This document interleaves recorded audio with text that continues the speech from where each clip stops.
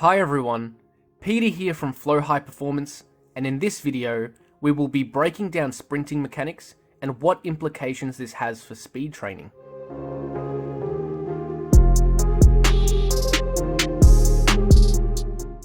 There are multiple mechanisms that are involved during sprinting. The factors that will be covered in this video are ground contact times, force output, joint angles, muscle actions, and range of motion. Let's first explore ground contact times. Ground contact time refers to how long the foot is in contact with the ground with each step. The time the foot is in contact with the ground determines how much time the athlete has to produce force. During sprinting, ground contact times change throughout the sprint. During the early portion of a sprint, ground contact times are around 0.2 seconds on average and decrease to less than 0.1 seconds at top speed. This means that during acceleration, the foot remains in contact with the ground for slightly longer, while at top speed, the foot is only in contact with the ground for less than 1/10 of a second.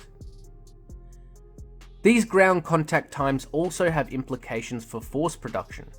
It usually takes around 1.5 seconds for athletes to produce maximal force. This means that during sprinting, there is no way that maximal force can be applied since ground contact times are around 0.2 seconds or less.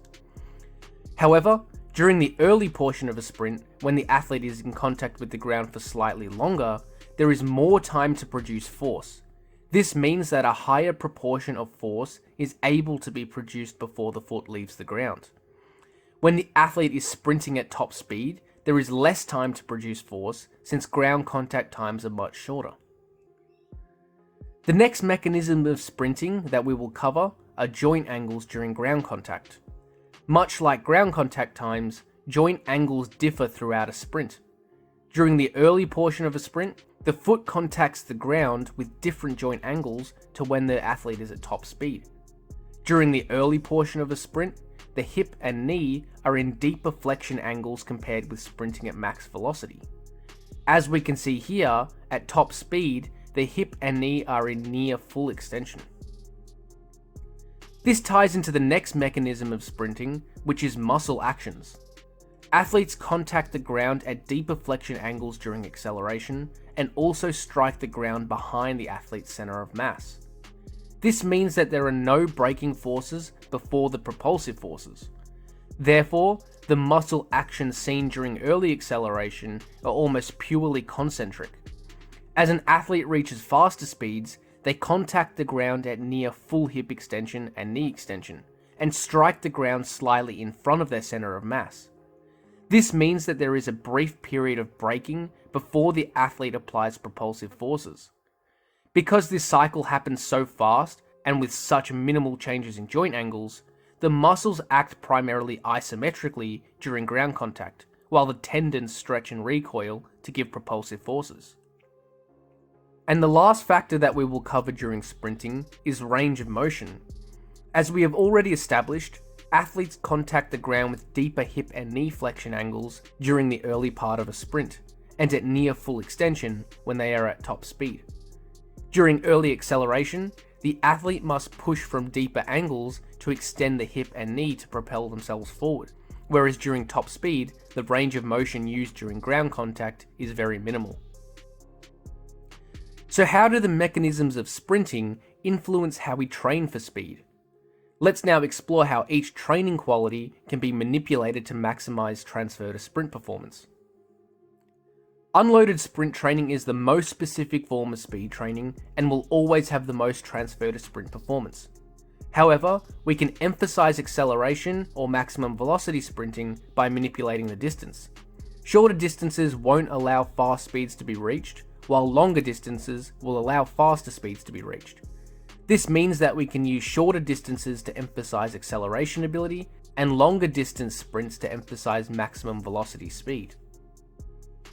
Resisted sprint training increases the force demands of sprinting and slows the running speed of the athlete. Resisted sprints generally have the highest transfer to early acceleration performance, since the mechanisms replicate that of the early portion of a sprint. Early acceleration sprinting involves longer contact times and higher force output, which is exaggerated using resisted sprints. Plyometric training refers to exercises which have a high reliance on the stretch shortening cycle for performance. Plyometric training will have the highest transfer to maximum velocity sprint performance. This is because top speed running involves the stretch shortening cycle with very short ground contact times, while acceleration running is essentially concentric only. For maximum transfer to top speed sprinting, plyometrics with very short contact time should be used. Power training refers to moving external loads using ballistic exercises. Power training will have the highest transfer to acceleration performance. This is because it replicates the muscle actions and range of motion involved in the early portion of a sprint.